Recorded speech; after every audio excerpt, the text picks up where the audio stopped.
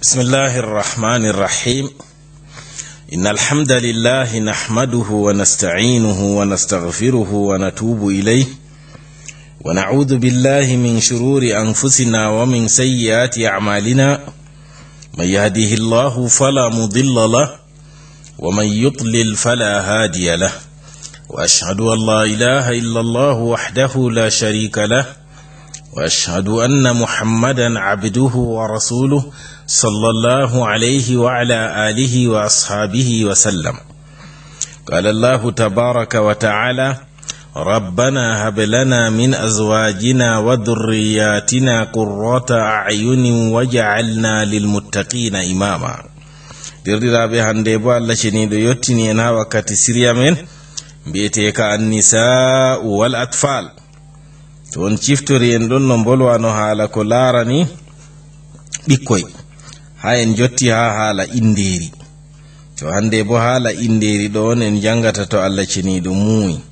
ko woni indeeri ɗo ha istilahu mo sharia ko arab en mbiyata aqiqa, ɗum hirsugo mbaala nyalawmaare jeeɗiɗabre ha dañeki ɓingel. kanjuman ɗo ɗum shar'ita ɗum hadiseji gaddi ɗum. annabijo sallallahu alayhi wa sallam yecci en ha hadisewol ngol imam bukhari wurtini ha deftere mum daga to salman ibn ammar ad-dabbi o wiyata: ma'al ghulami aqiqatun fa ahrigu anhu dama wa amitu anhu al-ada. annabijo wiyata to goɗɗo dañanama hande derkejo, wato ɗum ɗo mari mbaala nga o hirsata, ndufe iyam kadi ittanemo bo salte kanjum woni on laɓa mo. to kadi hadiseji ngari ɗuɗɗi nahil ngol ɗo man. to inde kam en mbi ga nyande ɓingel dañe foti ngel inde ko ɓawo man be nyalade ko be balɗe ɗiɗi ko tati ɗo ka yotti jeeɗiɗi fu yadama waɗan inde kam, amma hirsugo ɗo kanjum on hirsete nyande jeeɗiɗabre, nden kadi laɓe hoore magel. to hadisewol ngol feere wari ko imam ahmad filli be tirmidhi daga to aisha wiyata nelaɗo Allah sallallahu alayhi wa sallam o wi: anil ghulami shatani mukafi'atani wa anil jariyati shah. o wi derkejo to laatake ɗum ɓiɗɗo gorko on goɗɗo heɓi ɗo ka o waɗa indeeri man jawɗi baali ɗiɗi gerotirɗi, wato ɗiɗon gerotiri ha duuɓi maji be ɗiɗon nandi ha nonde ni o hirsata. e to laatake ɓiɗɗo debbo on o heɓi bo o hirsa mbaala ngota. hadiseji goɗɗi feere kolliri dow banni man, goɗɗi bo gardi dow ko ɓiɗɗo gorko ko debbo fu dow mbaala man. e nono hadisewol ngol feere waddi ha fayingol imam ahmad wurtini be tirmizi man ni annabijo sallallahu alayhi wa sallam wiyata: anil ghulami shatani wa anil untha wahida wala yadurrukum dhukranan kunna aw inatha. o wiyata ɓiɗɗo gorko baali ɗiɗi, ɓiɗɗo debbo mbaala ngota. torrata on bo baali man ko ɗi gorɗi ko ɗi debbi fu, wato ndewa fu waɗirte indeeri kadi. to kadi banni ha ko laarani haala mbaala hirsetenga. e modi ɓe ɗo mari ra'ayuji ha dedei hande hirsugo man ɗo ɗum wajibina ko ɗum sunna. yewre wonde feere yahiri dow ɗum sunna, ɗum laati ɗum giɗaɗum, wato ɓe mbi ɗum sunna laato laati kan giɗaka. nder maɓɓe wiɓe non man ɗo imam malik nonno yahiri be yimɓe madina fu, be imam shafi'i be himɓe mum fu, mana himɓe fukaraɓe maako. nonno imam ahmad be ishaq be abu thawr be jama'are wonde ɗuunde ha yimɓe fiku be andal be ijtihadu, ɓe pat ɓe jahiri dow ɗum sunna giɗaka. ko woni hujja maɓɓe bo hadiseji irim ɗi en bolwi saali ɗo, ɓe mbaɗi raddu ha dow wiɓe indeeri wajibi be konguɗi ɗuɗɗi. nder maji ɓe mbi to ni laatake no indeeri wajibino, nden kada ɗum andete no ha diina ngam ɗum marama haaje, dole nelaɗo Allah sallallahu alayhi wa sallam wanginan no wajibaki majum, wanginan no ummatore maako. to wala hawari annabijo wi ɗum wajibi. nelaɗo Allah sallallahu alayhi wa sallama o jongiti haala indeeri ɗo ha hadisewol ngol feere be yiɗugo. o wi to goɗɗo yiɗi o wi: man wulida lahu waladun fa habba an yunsika anhu falyafal. o wi ko moye ɓingel dañana ɗum nden o yiɗi on hande no hirsa nden ka waɗa. to wiigo fa habba ɗo o yiɗi ɗo kanjum on ɓe jaabori ɓe mbi ɗum giɗaɗum on na ɗum wajibi ɗum. eno no annabijo sallallahu alayhi wa sallam en andi o waɗi inderi waɗol ngol o waɗi man ɗo bo ngol hollay dow ɗum wajibi, holliri dow ɗum yiɗaɗum ɗum giɗaɗum on. to ɗiɗaɓol man bo modiɓe yahirɓe dow inderi man wajibi, jonta ka je laati sunna giɗaka on en bolwi hujjaji maɓɓe. yahirɓe dow inderi wajibi bo nder maɓɓe man imam hasan al basri o wi inderi ɗo hirsugo ɗo wajibi, nono laythum no sa'ad o wi wajibi, be modiɓe waɓe feere ɗuɗɓe. ko woni hujja maɓɓe bo ko burayda filli be ishaq ibn rahawai ɓe mbiyata anna nnasa yu'raduna yawma alqiyamati ala al-aqiqa kama yu'raduna ala salawati al-khams.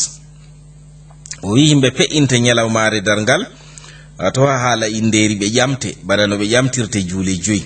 to holli banniɗo ɓe kolliri bana ɗo ka ɗum wajibi on kadi. ɓe kujjori be hadisewol ngol hasan filli daga to samura daga to annabijo sallallahu alayhi wa sallama bingol kullu gulamin murtahanun bi aqiqati, wato kala derkejo fu o paddiraɗo be inderi maako, ɗum ɗo jongiti ha maako, ɗum rahan ɗum jingina ha maako, wato o ƴamteteɗo ɗum. to kadi ɓe ɗirim ɗum ɗon ɓe kujjori ɓe mbi inderi man ndi wajibi. to yebre tatabre bo ɓe mbi kamɓe kam inderi man ma laatay ma se goɗɗo waɗa sam, yiɗaka man ma sam. to ɗum modi ɓe hanafinko en on mbi non, amma kadi kamɓe ka hujja maɓɓe ka tampuka inderi ka tabi ɗum waɗete ko en luuri ha man kam hande ɗum wajibina ko bo dow ɗum giɗa ɗum. to amma hadiseji ka to en daari ɗiɗo kolla dow ɗum sunna, ɗiɗo kolla dow ɗum sunna on, kanjum woni ko jumhurul fuqaha yahiri dow man be himɓe andal e ijtihadu.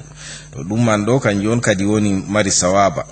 en andi abu dawud fillino daga to ayyub, daga to ikrima, daga to ibnu abbas o wini laaɗo allah sallallahu alayhi wa sallama indani hasan be huseini fu o waɗani ɓe o hirsani ɓe. to ɗum man ɗo ɗum ɗo holla en kadi ɗum sunna. to ha hadisol gongol feere wardi annabijo indani ɓe man nyande jeeɗiɗabre on o hirsi. to ko en timminirta inderi indango ɓingel hirsa mbaala ɗo ha jumhurul ulama ɗum giɗa ɗum, ato ɗum sunna kadi laati kan giɗaka.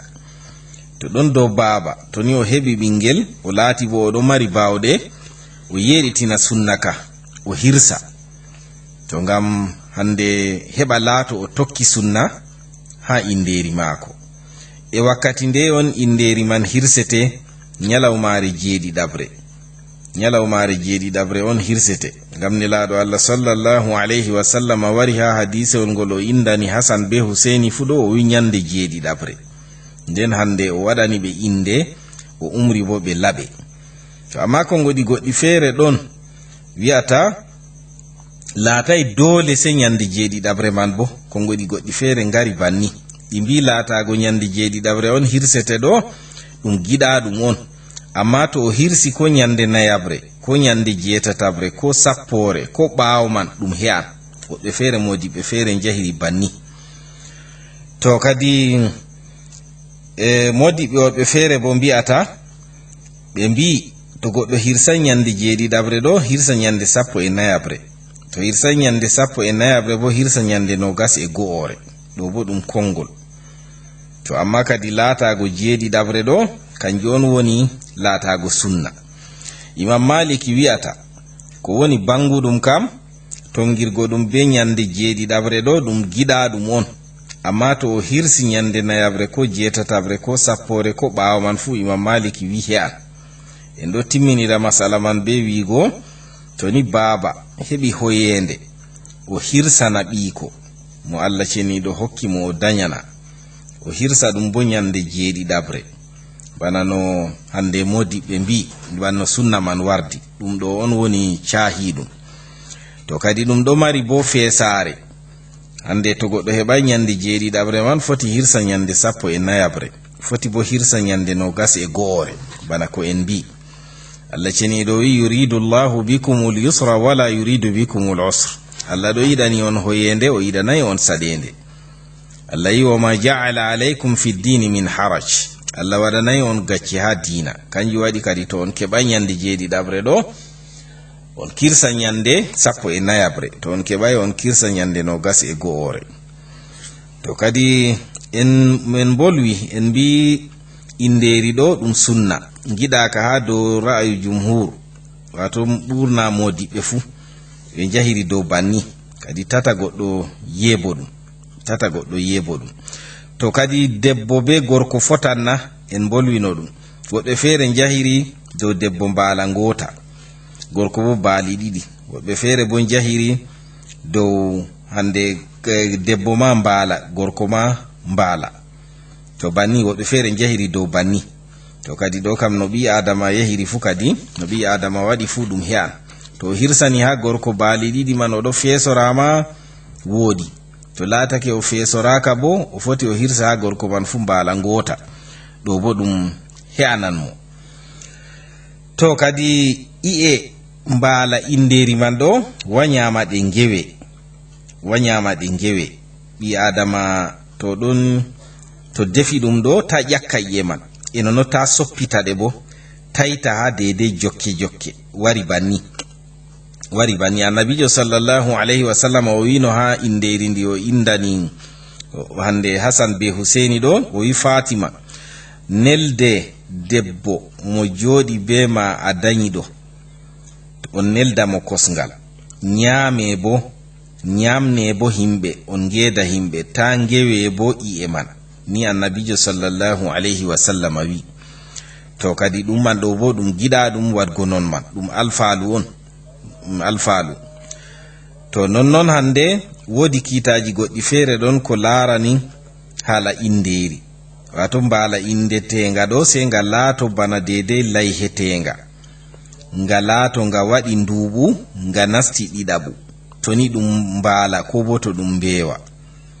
to laato timmini nduuɓu kam nasti hande ɗiɗaɓu to bannima non on he'ata ha baali kam be be'i fu to nonnon bo nga laato nga ɗo hisi ayibeji hande ɗokka he'ata nonnon mbumga he'ata nonnon laafunga pooyinga he'ata nonnon hande to nga laatake nga ta'o nofruwa fu he'ata ko bo to nga ta'o wiccowa he'ata to e nonnon hande to laatake nyi'e maaga ɓurna padi yani he'ata to irin banni kadi ɗiyen andi noni ayibeji ɗi o wolwanno o wi'anno ha layhaari go to nonnon ha inderi man fu fe mbaala man nga laato ngan jama amma to laatake goɗɗo layhoto no nagge ko bo hande mbuuji en andi no ɗo ka se to waɗi duuɓi ɗiɗi nastino tataɓu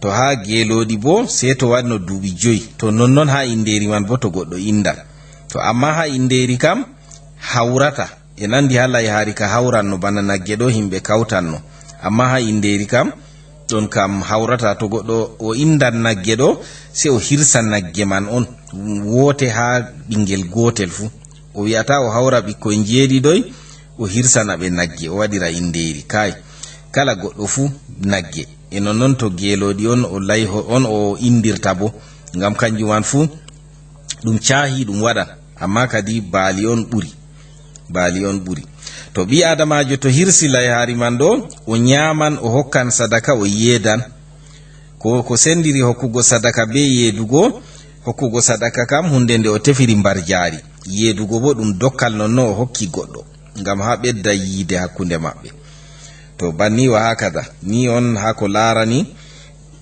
haala inderi to nonnon bo sei to waɗi inde on tawa luttata yaago hirsa sei to ɓe ewni inde ɓingel nden ɓe luttata yaago hirsa to ha inderi man ɗo wi'an bismillahi allahumma laka wa ilayka hadi aqiqatu fulan ɓawo to goɗɗo waɗi anniya kirsol kadi o wi'a banni bismillahi allahumma laka wa ilayka hadi aqiqatu fulan ni o wi'ata to kadi ɗum ɗo mari hikma ha hirsugo ɗo aran man kam ni ɓi adama rewiri Allah be man ɗiɗaɓol man sotori ɗum ha masiboji ha ɓingel dayagel ngel hokki sadaka tori Allah rena ngel to ittani ngel bora han ko jinginno ha magel inderi man en mbino ɗon no ɓili ha dande magel go to ngel ittanama ɗum kadi nden ɗum ɗo mari sewo nden ɗum waɗan yiide hakkunde himɓe.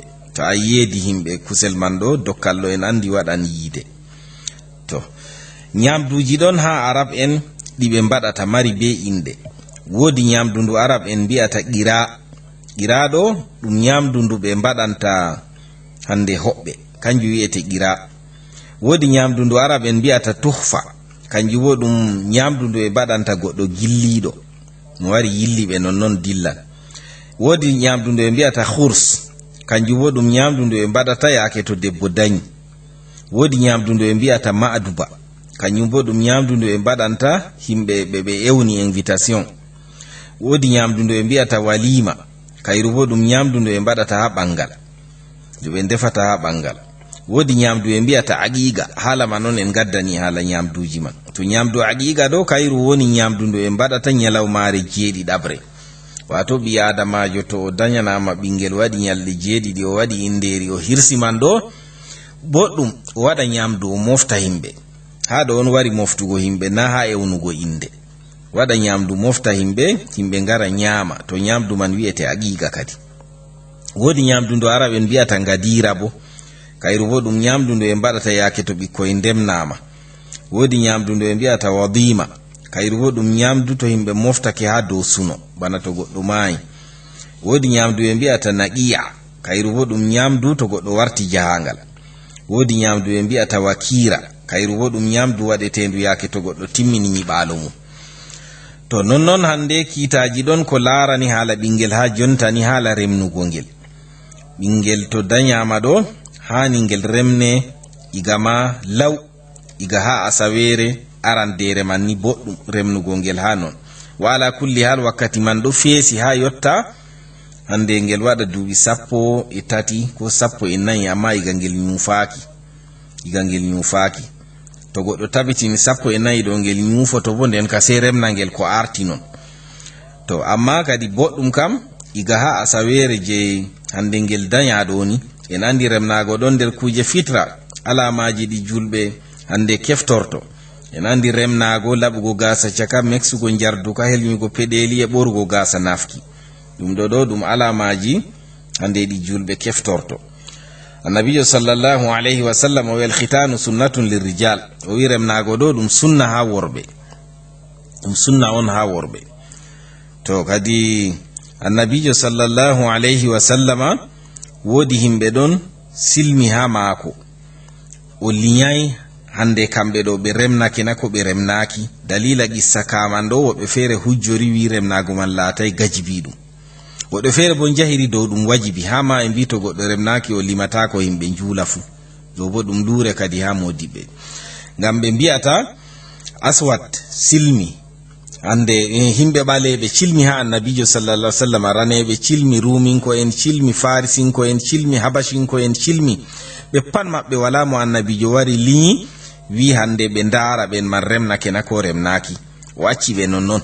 To ɗum man ɗo modiɓɓe hirɓe dow banni ɓe mbi remnago man laatay gajibi ɗum kadi.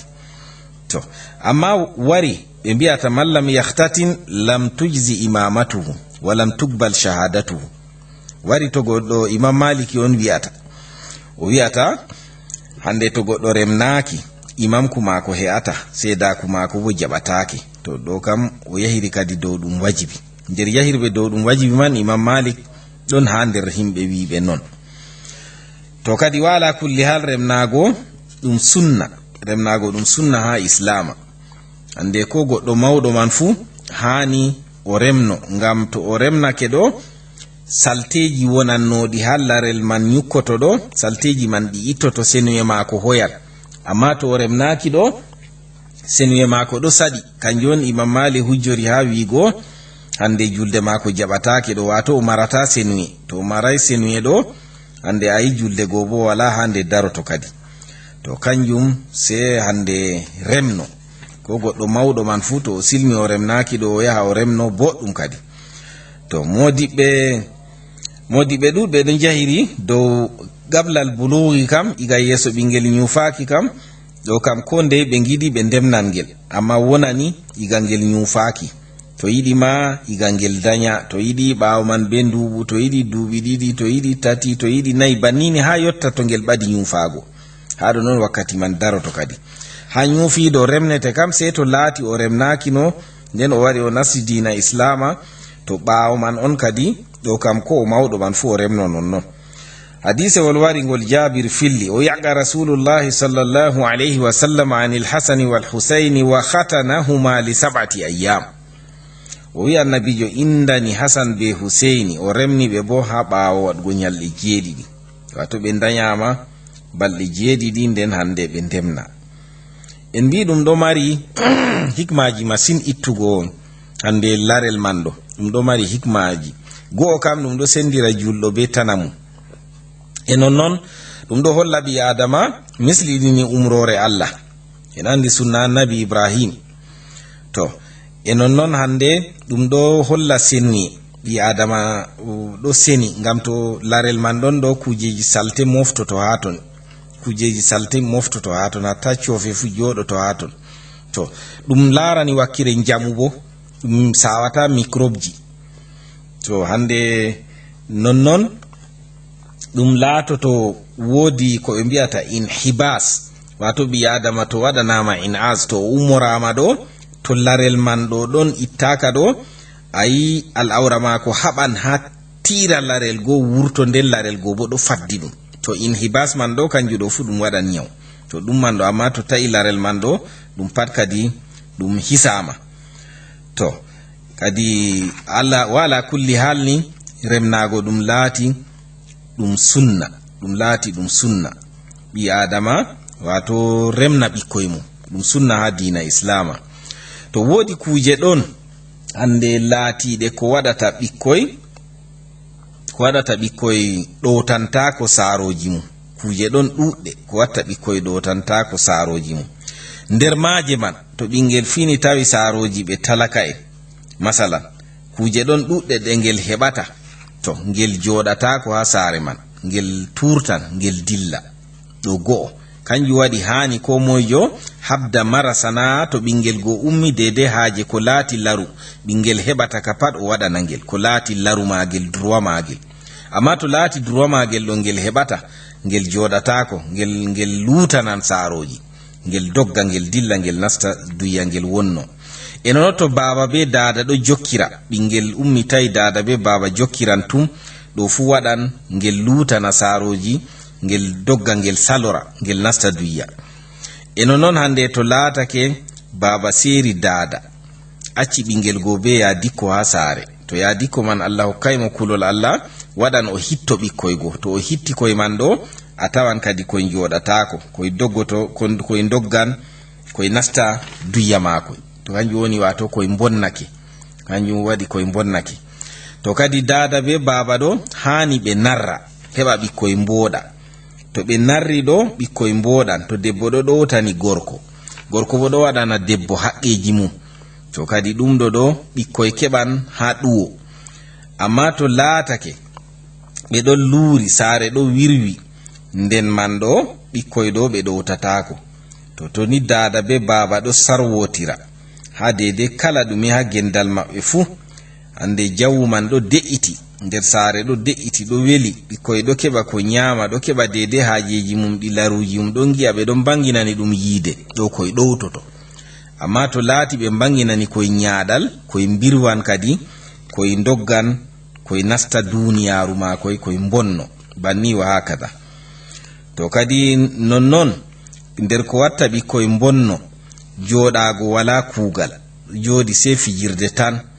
to ɗum ɗo bo waɗan ɓikkoye bonno, sei goɗɗo anda dede hande ko ɓingel huwata, tata ngel joɗo nonnon, sei ngel mara kuugal dede ko ngel huwata, ngam ɓingel ka tum ɗo mari haaje sungulla, ɗo mari haaje sei fija.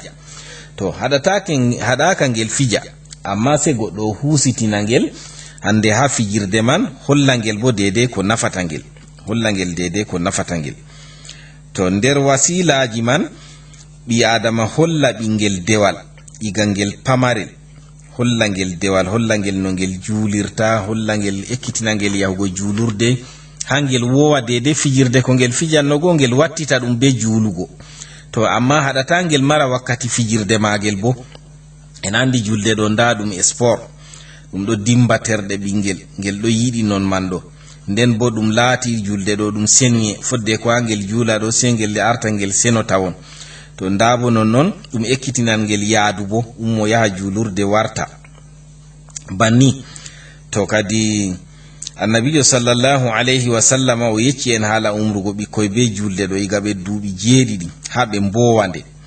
annabijo sallallahu alayhi wa sallam o wimuru auladakum bisalati wa hum abna'u 7 sinin wadribuhum alayha wa hum abna'u 10 wa farrigu baynahum fil madaji. annabijo umre ɓikkoye mon julde to ɓe ɗon mari duuɓi jeeɗiɗi, on piya ɓe to ɓe juulay to ɓe mbaɗi duuɓi 10, on cenda bo hakkunde maɓɓe ha pukkorɓe. to kadi banni man ɗo ɓingel ekkitine ɗum banni man ekkitine juulugo man ɗo ande heɓa ngel sanjita be ɗo be fijirde kadi. annabijo sallallahu alayhi wa sallam wa kullu shay'in laysa min zikrillahi fa huwa laghwun aw lahwun aw sahwun illa 4 khisal mashu ar-rajuli bayna al-gharadayn wa ta'dibuhu farasa wa mula'abatuhu ahla wa ta'allumuhu sibaha. annabi wiyata kala hunde pat ko laatay innuki Allah ka pat ɗum fijirde mere se kuje 4. goɗɗo waɗa gaafe be hande ekkitugo puccu be fijididgo be koremu be ekkitago nginam. to kadi hani ɓi adama holla ɓikkoye mum ko nandi banni man ɗo banni. to kadi ha fahin ko watta ɓikkoye bonno jillidirgo be ɓikkoye kallukoy, fiyidirgo be ɓikkoye kallukoy, kanjuman ɗo fu ɗum waɗan ɓingel salora ande nasta duya mum, salora baba be dada. en andi sobajo wonnan sobajo. en darale aya mbika wa yawma ya'addu adh-dhalimu ala yadayhi yaqulu ya laytani ittakhadhtu ma'a ar-rasuli sabila ya waylata laytani lam attakhidh fulanan khalila laqad adallani 'ani adh-dhikri ba'da idh ja'ani wa kana ash-shaytanu lil insani khadula. aya kado holla en goddo mo mari no sobajo kalludo ha duya nyande dargal o wasmita o wi'a konto o tokkaki no o do wadi dum sobajo tawe no le kanko do o tokkaki no nelaado Allah wono tokkay no goddo kalludo nda goddo do majjini mo sottini mo ha lawol. to kadi do holli en se a anda sobajo moy on woni sobajo bingel ma. to aya gorka fere wi qala qarinuhu rabbana ma adghaytuhu walakin kana fi dalalin ba'id. sobajo mako wi'ata mo min kam mi majjinaymo. sobajo mako wi'a wato hurfidirawo mako shaydanu, sobajo mako kalludo wi'a min kam mi majjinaymo o laati ha nder majjere laatinde woɗɗinde. Allah cen do wi'a al akhillau yawma idhin ba'duhum li ba'din adu illa al muttaqin. sobiraɓe nyande dargal ɓe konnotiran seeto ɓe kulanno Allah ha duya. ase holli en sobajo ma to laatay no kulo Allah ha duya ni wato o majjinte tan o halkite. to kanjum se en anda mojo on ɓingel men fijiditta. annabijo sallallahu alaihi wasallam o wi almaru ala dini khalili, ɓi adama kam do dina sobajo mako on o wonata. falyanzur ahadukum man yukhalil, kala goɗɗo mon fu lara moy on o waɗata sobajo, ngam ko moy tokkoto dina sobajo mum. to kadi ɗum man ɗo en andi ɓi adama bo annabijo wi almar'u ma'a man hab, ɓi adamajo kam oɗo wondi be mo o yiɗi. to ni laatake oɗo yiɗi goɗɗo ni o tokkoto ɗum tan. annabijo sallallahu alaihi wasallam rentini ha sobajo kalludo o wi iyyaka wa qarinu su'i fa innaka bihi tu'raf. mi rentini ma sobajo kalludo ngam be mako a heftorte, be mako a anditirte. to kadi kanjum se en anda be non ɓikkoye men pijiditta. kanjum man ɗo fijidirgo be ɓikkoye kallukoye ɗo kanjum bo ɗum ɗo wonna ɓingel waɗa ɓingel salora. ko watta ɓingel saldora on en ɗon bolwa ɗo, ko watta ɓingel saldora saaroji mum, ko waɗata ngel hande ngel letto, ngel dogga, ngel acca ɗowtago, ngel nasta duya. kanjum on en ɗon bolwa, kanjum on en limtiɗo. en mbi to ngel heɓata haajeji magel ha saare, ngel tawi saaro talaka, ngel heɓata dede ko ngel mari haaje, ɗum ɗo waɗan hande ngel saldora ngel dilla. e nonnon to laatake saaroji narrata ɗo fu ngel saldoran ngel dilla. nonnon to ngel tawai dada magel ha saare foti ngel saldora ɗo fu ngel dilla. e nonnon hande to laatake ngel ɗo jooɗi nonnon sungulla wala, ɗo bo ngel tokkoto fijirde ngel dilla, ngel ɗowtantako saaroji. e nonnon ha fayin hande to laatake to ngel sobiri be sobiraɓe halluɓe, ɗo fu waɗan ngel saldora ngel nasta duya ngel dilla. di wakkati men waɗi sen kaɗa ha ɗo ɗum mahmoud goni on keɗiti ha